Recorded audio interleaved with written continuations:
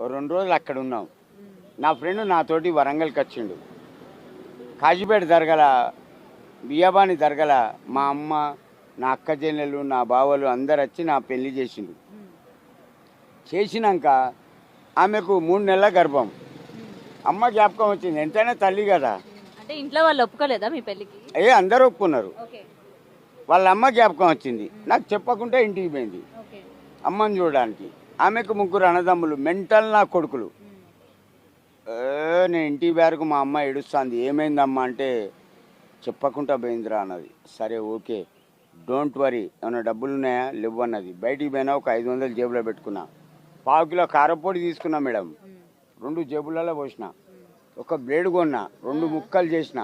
2 దవడలలో నూకిన. అప్పుడు నేను బీర్లు తాగేది. ఓకే. 2 బీర్లలో ఒక్కటి తాగినా, ఒక్కటి బొడ్లే పెట్టుకున్నా. అప్పుడు రిక్షాలు